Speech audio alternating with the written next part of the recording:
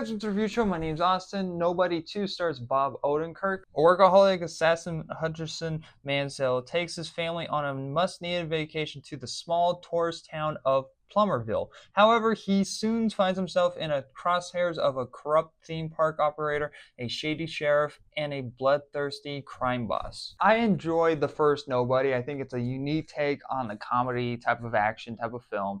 And so when they announced Nobody 2, I was like, all right, not really a needed sequel, but you're taking off like with a different spin on it, and maybe this could be its thing where you have like different themes type of film for each action for this Nobody character.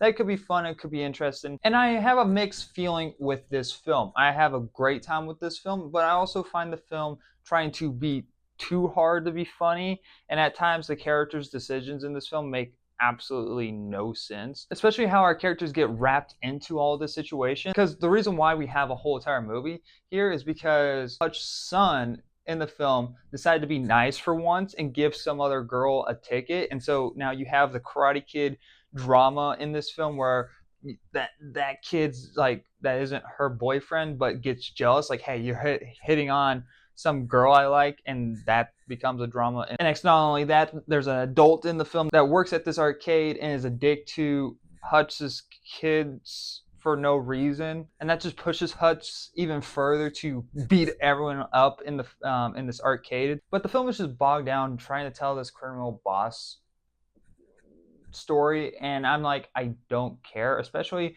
the way that is portrayed. The action in this film is still a lot of fun. Bob puts a lot of effort into the physical side of the stunts, playing as this assassin, retired assassin almost type of character, and he does a great job with it. One of my favorite set pieces in this whole entire film when it comes to the action section is the third act, when it comes involving this water park, and there's a lot of cool action set pieces in that area that they play with. You have Sharon Stone in here, who I believe was in one of the Flash seasons as a villain. I think that's what I'm remembering her from, but I really did not find her character interesting, and she doesn't appear until like the final third act of the film, and she's supposed to be our baddie, our big villain of the film, and I'm like, just kill her already. I never really felt like there was any stakes in this film, even though I was having a good time. But this film could have had some form of emotional element while also bringing the family into Hutcherson's like life in a way. And this guy who is an assassin who just wants to have a normal vacation, but the film just plays most of it for laughs, but also whenever they had the opportunity to make it serious, it's like quick and it doesn't really matter. It's just not really a conversation that carries on throughout the film. So overall, the film is fun, but it doesn't really try to take any risks. It doesn't really get you invested in any of the characters, and the villains are just one-noted.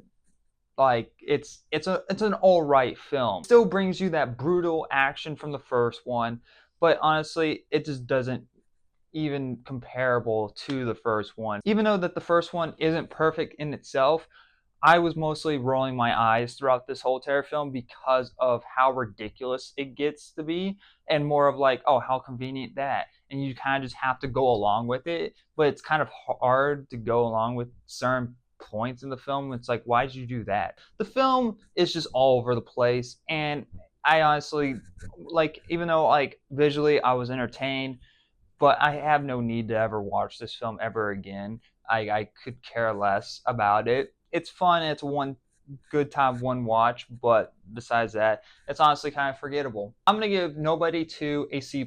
Had a good time with it. It's if you guys have really enjoyed the first one, most likely you will have a fun time with the sequel, but it's not gonna really have many rewatchabilities towards the end. So yeah, let me know your guys' thoughts in the comment section below, and like always, I'll see you guys next review. Bye guys.